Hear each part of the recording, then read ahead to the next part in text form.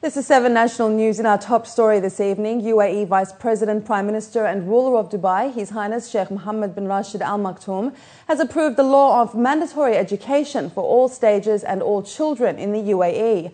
Sheikh Mohammed stressed that education is a right for all children in the country, and the spread and development of education is a priority and a public humanitarian principle, as well as a basic human right. This came during the UAE Cabinet meeting on Sunday at the UAE University campus in Al Ain. The new law stipulates that education, which is freely offered by the UAE government, is mandatory as a right for every citizen in schools and government institutions. It is mandatory for those who have completed 6 years and remains mandatory until the age of 18, amending a previous law which considered education mandatory for the elementary stage only. A 10,000 dirham fine will be imposed on those who fail to abide by this law. Abu Dhabi, Dubai, Sharjah, Manama and Muscat are perceived to be the top Middle East cities to live in, according to Bait.com survey.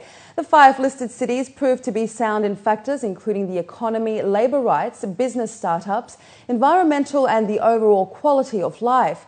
Job availability across the region is considered to be average in most cities. Riyadh is considered to have the highest possibility of employment with 49%.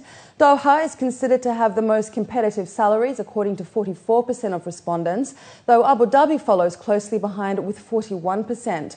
The most affordable housing can be found in Sharjah, with 47% of its residents claiming residential costs are good or excellent. Aspiring entrepreneurs of Sharjah, 43%, and Dubai, 40%, rate their cities highly in terms of ease of starting up new businesses. Meanwhile, Abu Dhabi and Dubai are both tied, with 91% of respondents each claiming that their city has the cleanest roads and streets.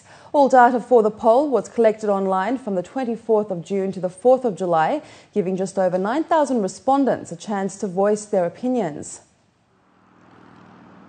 UAE has been ranking high, with 3 cities topping the ranking across Middle East, North Africa, for a few reasons. One is definitely the world-class infrastructure we have in UAE, whether it's in matter of roads, transportation, schools, hospitals, makes it a very appealing place for people to join and work in this region. The other one is about the job itself, where cities like Sharjah, Dubai and Abu Dhabi bring a lot of opportunities for people. So getting a good job and a good life is something which is critical and obviously appreciated from people who actually give the same message, one survey after the other one, for the last few years, and rank UAE very high as a country to join.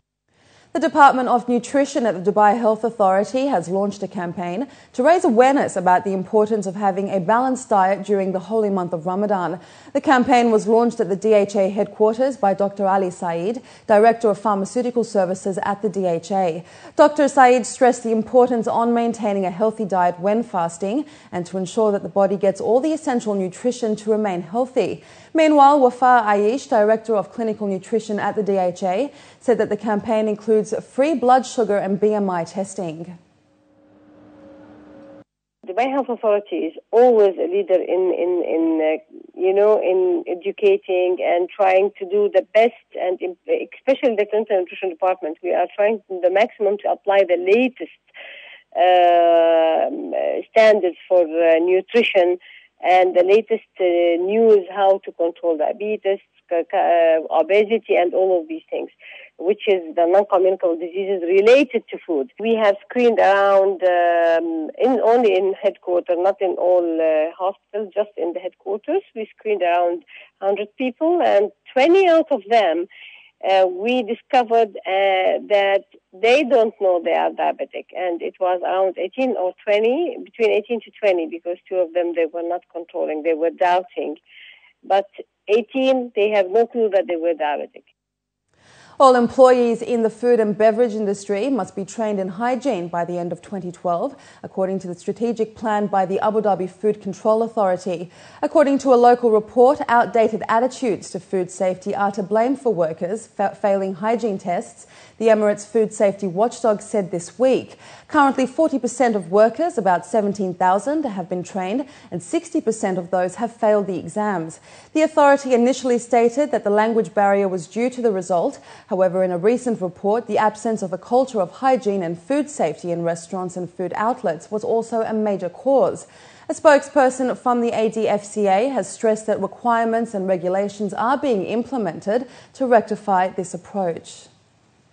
Finally this evening, seeing is not believing, according to a team of Germans who were brave enough to experience Dubai blindfolded for 5 days, relying completely on their 4 other senses.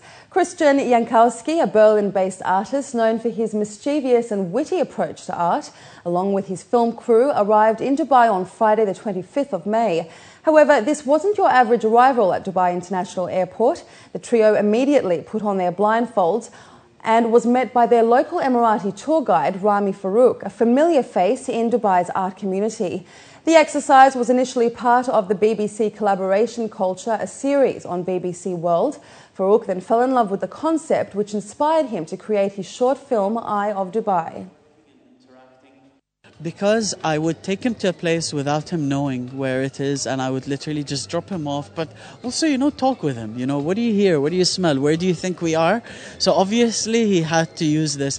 And coincidentally, after this was done and he took off his blindfold, and we went out that night, and I put on the blindfold for an hour, just to experience it. And you become more sensitive to your surroundings.